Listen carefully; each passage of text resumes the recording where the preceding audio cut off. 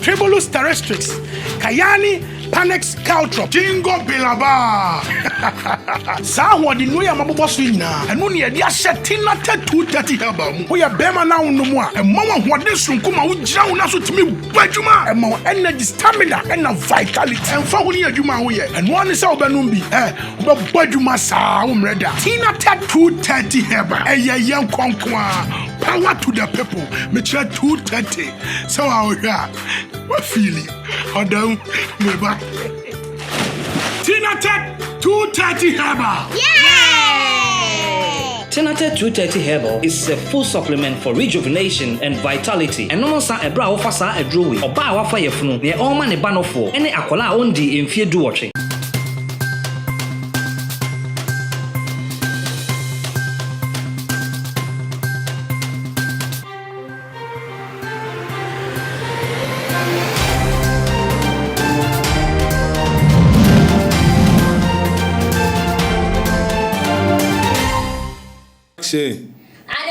My mama kwa bairi bache Ghana TV aso e braso sasa mhodo ya bobo no ye de ever so mo kase bo kwanso we ye je Ghana TV kase bo na me ka say na ni da e kan ya wo hwa me a mama de so be subscribe na we mi notification bell no so say be ade de betu ho bia nso nsa e betimi aka afa so like na share ema afofro nso entimi enhwe bi eri a me je so ye da chehema ajua Nati afe yem free and samono ase.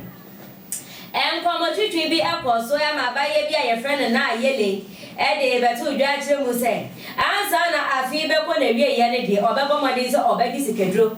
Esansa wo mani mu ayedin no no adwuma wo ye. Ene se wo ton mofra belt.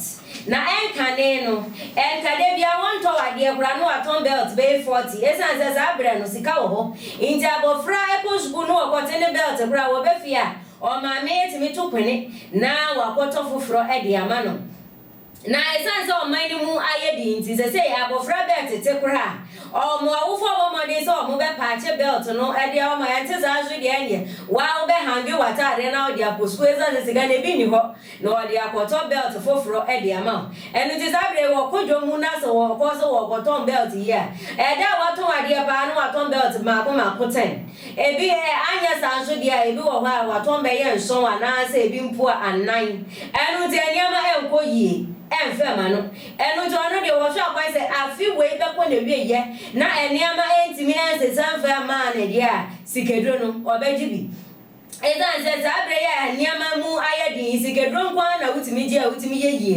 enu nti ena ama sikedro no ne jeje no abedoso wo my Ghana mu enu nti ono de wo ma ne homre se afi we be afi 2022 yibe ko na wie ye na still la niama egusu etesa no wo hu sakra ye wa na brabom niama bu ogusu ye den saade a obekwa kwaji sikedro Anyanso ebe fa ne saa enyanso ebe fa ne saa asa obi a complain sa udini ye den na den na yele tete o fia na ojogba mene oye komi da bi nya ko maye ko komi me ni won maye komi you see my guy people never disappoint na yemhwe den out on wan kasa che enu ni belt ladies belt na yemhwe business belt you started on ache 3 years there 3 years then 3 years ago na then na we answer na we decide so be ton belt na me ton pure water.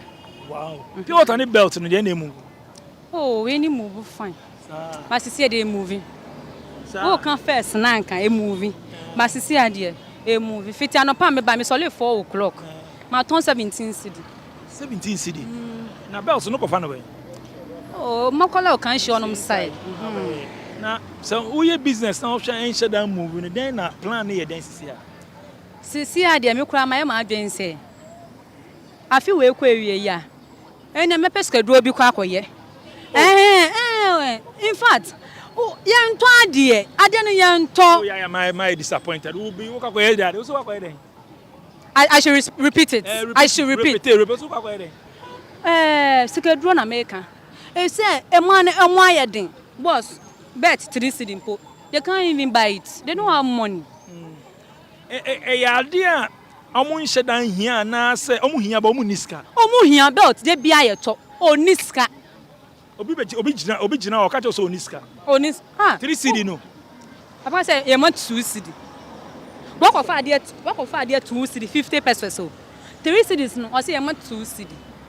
Wa hwe. It's a day ultimate ton person. A day market here and a day marketing your ultimate ton person. A day market ya metumi 3 cedi dey. Metumi ton 40 pieces a day. 40 pieces. Sa market ya. Market is so nya 10 7. Metumi ba kura na ma ton 4.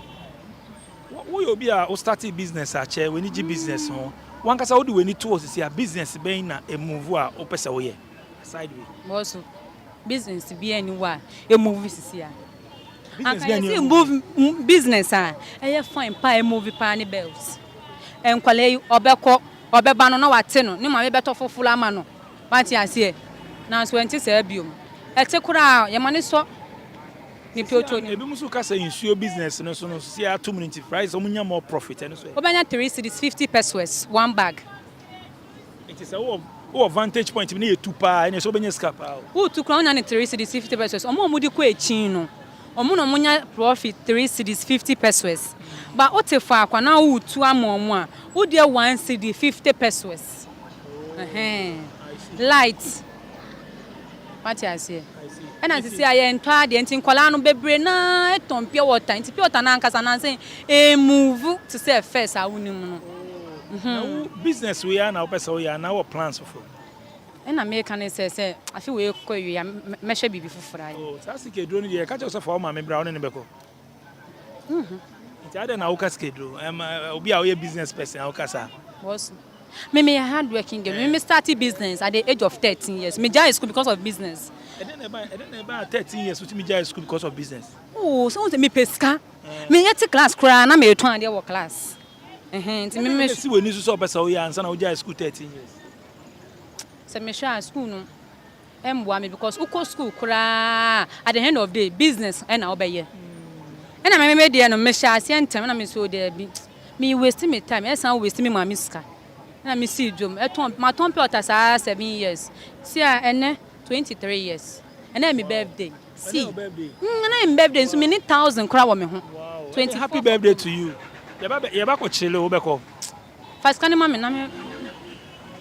Anya de. Na me bo. Yam bra hustle ne kakra. Wo yo obi a wo ma waware. Na wale. Waware. Oh. Me won pna on ma wo me wale ye. If you see my hands no ring. I won ware ye but wo ma. Wo mine. Hey. Baako. Baako. We di say 3 years. 3 years. But say be man support you because many be breakers. I'm say be man support you. Be man support but see am so there. The way we ni say hope bi anche na news. Ti wana we na turn na hwe akora. Ne me maame. Eno no maame. I no anu me say. Eh terepe. Tu no we. Tu no kura baako no ko ni adwuma owo fie. Ala no ye. Wow. Small boy. So bros ka say e bia ye amount say 5,000 see aden na be. And I said 1 week na san. 5,000 Ghana cedi be 1 week. Boss, e was say menye adwuma bi a menya profit. Any income ne be ba ye fine. But say adwuma na bi ni wa income kura be ba fine. It be more 5,000 see asa me ya chewa unni ade a wo be. Adwuma we na so enkosi aga. Me de we ya na be je. Imagine ma ba ma ton kwala be timi no. Sasa scan medi anami ndi. Enso me medi. Another day me ban so ade to ni wo honkwan de o de mami a.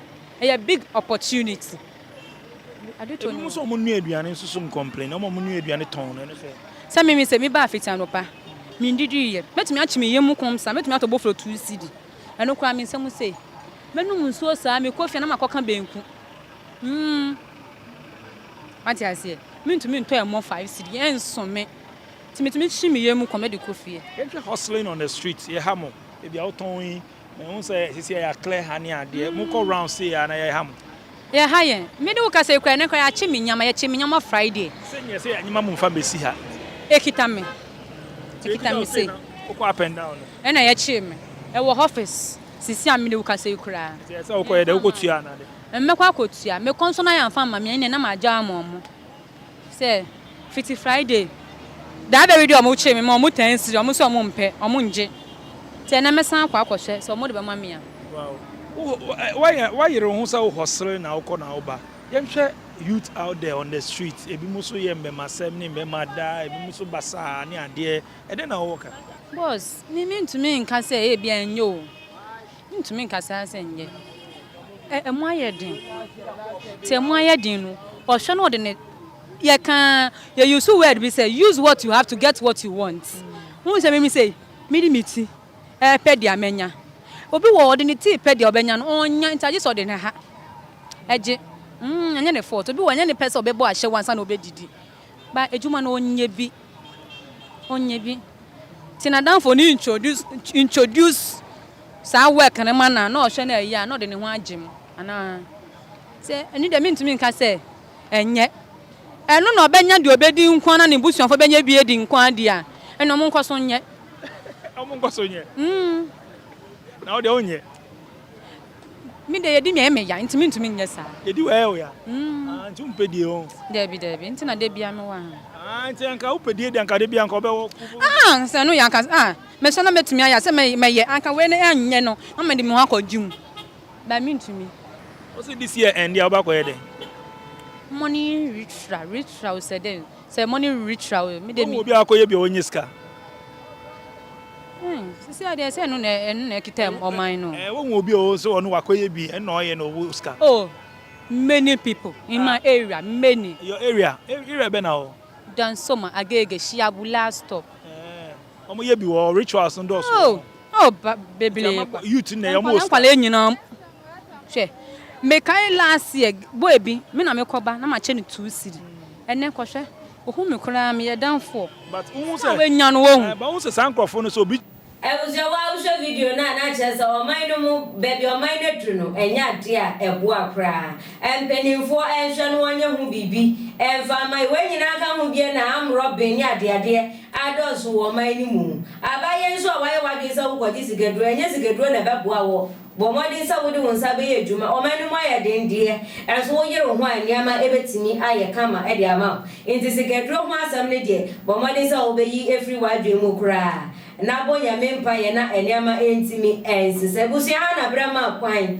ema ye de kase bono ebesi eni ameje so ye da chihima ajua nati na me ka ose Jegana TV live ewo YouTube Instagram and Facebook enti bomodin so be like ya mame na wa share so ama afoforo etimi ahwe bi glitter and glow skincare ebe boama hona meni aya sochi eva so we tuntum anase we kokko ebe boa hona mbefe ebe toso aye kama show ready yeza za ready yes je organic foods so eye nuane papa ebe boama wapomudin ejina ne naso pebi ema woni wagusua na emboama wapomudin ejina ne naso oye bema na wujire efra udada wofia mepacho enya basobode eye yade enya krokro eye yade ne akwaduro bomodin esanse bema je uda wasa usori ebedidi na oyire afra udadi na chesa uda usori bedidi na bema bia wadano ono na ne yire efra ne dada entra ho ma oyire enfra dada ma utirimu nya odese ena media mejire die ena odomye no boma baso ofra me dada me bacho yade enya akwaduro bomodin sa wonsa be katina tete heba noni bi na wanom na oyire timi afra dadi esanse uda ubedi ubeda no asori abedidi oyo banso a me pacho ka na tete no na obi ji wukun a wo bo wontuma no chechire wontuma no ko bwatwade no waji wukun enam ne musa de no eni ho bi sabre obi ji wukun na ye bibi ntro entra ho nya hwe ha masle kun bi nya wukun emmoso momade sa won sabe kate na tete ba no ni bi na wanom amani ama aye kama ede ama na na rahin fie ho awakase ma tia ka so aha wariazie momade sa won sabe kabi netimi agba wasa kwana so ebusia na brama kwan ema yedi kase bono ABC na se kase enkoma producer my son and I so assistant director William Makram.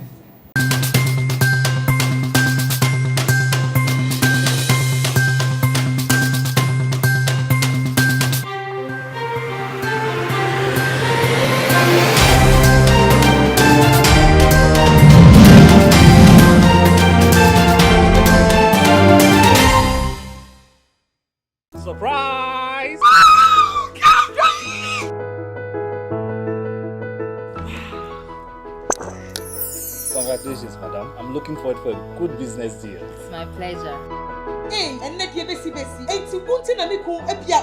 Excuse me, madam. I am a business partner. Mami can be being chill. Kinaata venicare. So we use what? A CSC ho. Emma hoye kama. Emma hoye obey moi. Na try. Thank you, Kinaata venicare. Kinaata venicare is an oral tonic for maintaining vaginal hygiene. Not recommended for children below 12 years. Pregnant or lactating mothers should consult a doctor.